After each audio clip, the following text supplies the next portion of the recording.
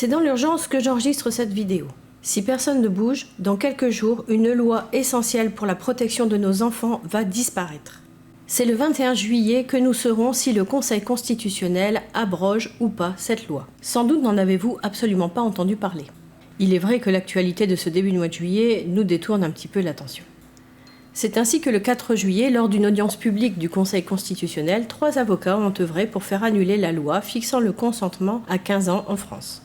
Cette loi, c'est la loi du 21 avril 2021 visant à protéger les mineurs des crimes et délits sexuels et de l'inceste. Ce n'est pas la totalité de la loi qui est remise en question, mais en particulier 2 articles. L'article 222-23-1 présente une définition différente du viol. Ainsi, grâce à cet article, tout acte sexuel, qu'il soit pénétration ou acte bucco-génital, commis par un majeur sur un mineur de 15 ans, c'est-à-dire en fait qu'il a moins de 15 ans, ou qu'il soit commis sur l'auteur par le mineur, sera considéré comme un viol, à partir du moment où il y a une différence d'âge qui est d'au moins 5 ans.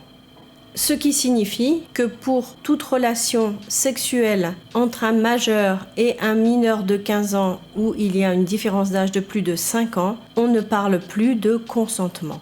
Tout acte sexuel est considéré systématiquement comme un viol. Il n'est pas question de relation consentie. Et ça, c'est hyper important que cette notion soit conservée. On ne peut pas parler de consentement pour un enfant, on ne peut pas parler de consentement pour un bébé, on ne peut pas parler de consentement à partir du moment où l'adulte a une influence sur le jeune. Et le deuxième article, l'article 222-23-3, qui définit que ces viols sont punis de 20 ans de réclusion criminelle. Voici maintenant quelques morceaux choisis de l'audition publique du Conseil constitutionnel du 4 juillet. Et à ce titre, les articles litigieux remettent frontalement en cause la présomption d'innocence. Pourquoi ? Parce qu'ils permettent de retenir la culpabilité de manière automatique. Parce que, mu par une volonté démesurée de protection, le législateur présume que le mineur de 15 ans n'est pas en état d'avoir une activité sexuelle avec un adulte. À cet égard, la loi érige au rang de crime n'importe quelle relation sexuelle, y compris consentie, avec un majeur d'au moins 5 ans son aîné. Vous remarquerez que la pieuvre pédocriminelle à l'œuvre à travers ses avocats veut réintroduire la notion de consentement. Le représentant du Premier ministre nous rétorque que la notion même de consentement à l'acte sexuel ne doit pas être débattue. Instinctivement, une personne accusée d'être un violeur va souvent reconnaître la relation intime pour en nier le caractère agressif. Que ce soit au stade de la garde à vue ou devant un juge d'instruction, elle répétera la même histoire, à savoir que l'autre était consentant. Toutefois, en admettant la réalité d'un rapport sexuel consenti, le mis en cause souhaitant sincèrement se défendre va s'auto-incriminer. Et le piège se refermera sur lui. Sans le savoir réellement, il reconnaîtra l'infraction ainsi que sa culpabilité, puisqu'il aura effectivement eu une relation avec un mineur de 15 ans. Le pire, c'est qu'à les écouter, bientôt faudrait les plaindre. C'est incroyable. Incroyable. Quid à l'inverse d'une rencontre si commune de nos jours sur les réseaux sociaux. Notamment lorsque l'on échange sur un site de rencontre et l'on présume, si je puis dire, effectivement, que l'autre a son âge ou tout au moins est majeur. Et quid tout simplement de la réalité humaine, à savoir que personne dans la vie ne va demander à vérifier une carte d'identité avant d'entamer une relation sexuelle. Non, mais quand tu discutes avec une gamine ou un gamin de 12 ou 13 ans, voire plus jeune, ça se voit. Faut pas abuser. Quant à prétendre enfin qu'un suspect ne pouvait pas ne pas connaître l'âge de son partenaire mineur, c'est la porte ouverte à l'arbitraire. Sur quoi se base-t-on concrètement ? Sur une impression. Ah bon, une photo, c'est une impression ? Ou quand le gamin dit son âge, c'est une impression aussi ? Je sais pas, on doit pas avoir la même définition de l'impression. Sur l'impression qu'un officier de police judiciaire ou qu'un magistrat ensuite se fera du physique d'un adolescent. Or, cette appréciation est éminemment subjective. Remarquez qu'il ne parle que des adolescents. Mineur de 15 ans, ça veut dire mineur de moins de 15 ans.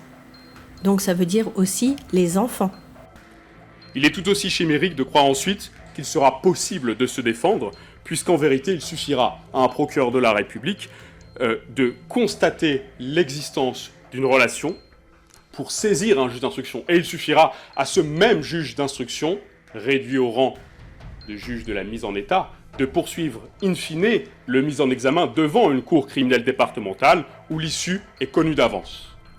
Que les choses soient claires, il ne peut y avoir de justice lorsque le résultat précède le débat, lorsque la défense ne s'est pas pleinement exprimée. Pour toutes ces raisons, je sollicite l'abrogation immédiate des articles en cause afin de rétablir, en dépit d'une époque avare en la matière, le principe cardinal de présomption d'innocence et d'éviter de faire semblant de se défendre. Aujourd'hui, mesdames et messieurs, vous êtes saisis d'autre chose. Vous êtes saisis d'une interdiction absolue. Ou plus exactement, de la conformité à la Constitution, je cite, de l'interdiction absolue de tout acte sexuel entre une personne majeure et un mineur de moins de 15 ans lorsque l'écart d'âge est d'au moins 5 années.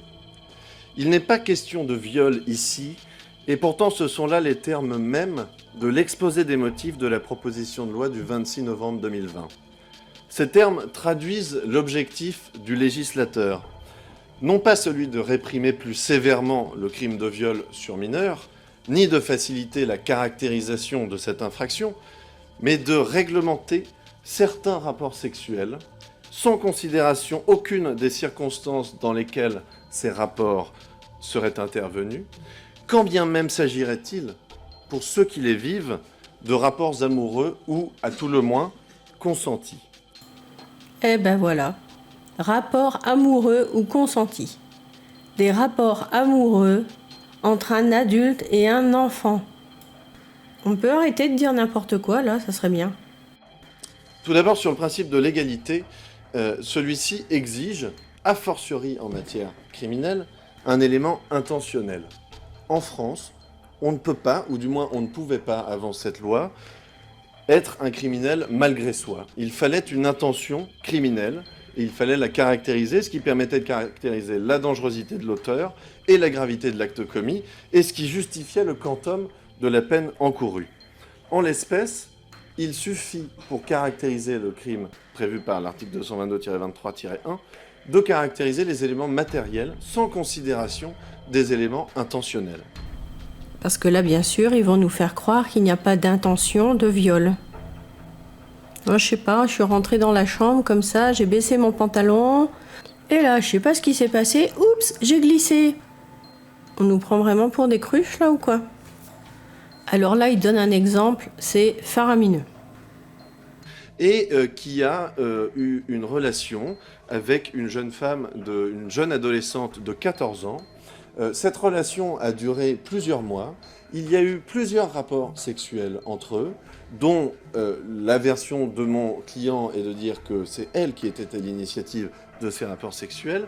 Et l'action publique a été déclenchée, non pas parce que la présumée victime a déposé plainte, mais parce que la mère de la présumée victime a eu connaissance de cette relation, qu'elle a désapprouvée et qu'elle a porté ces faits à la connaissance d'officiers de police judiciaire qui en ont référé à leurs autorités judiciaires. Et c'est ainsi que l'action publique s'est mise en mouvement.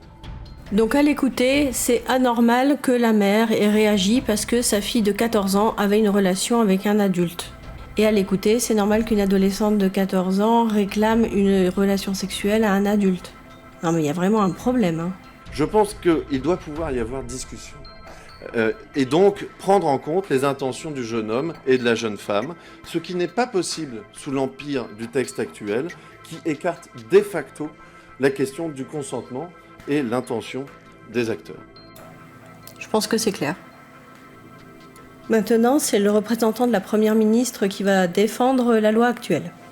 Il commence par décrire les deux types de viols qui sont décrits dans le Code pénal. L'article 222-23 du Code pénal définit le viol comme tout acte de pénétration sexuelle de quelque nature qu'il soit, ou tout acte bucco-génital commis sur la personne d'autrui ou sur la personne de l'auteur par violence, contrainte, menace ou surprise.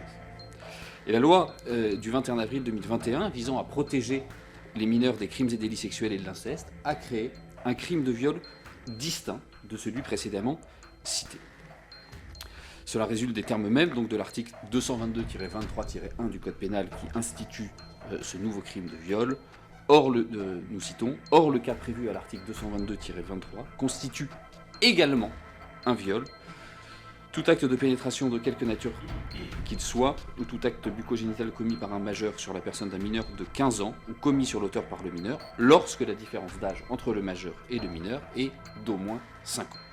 Et ce viol est puni de 20 ans de réclusion criminelle selon les dispositions de l'article 222-23-3 qui est aussi soumis à votre appréciation ce matin.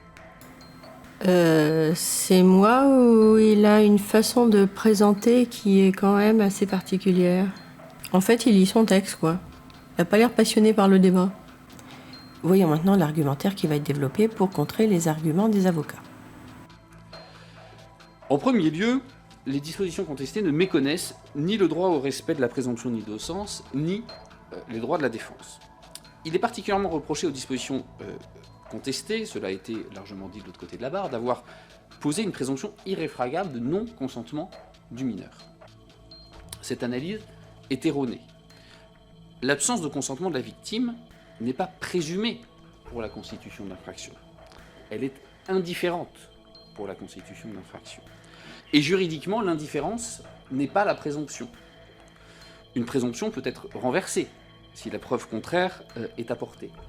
Quand un élément est indifférent, la preuve de son existence ou de son inexistence n'exerce aucune influence sur la qualification juridique en cause.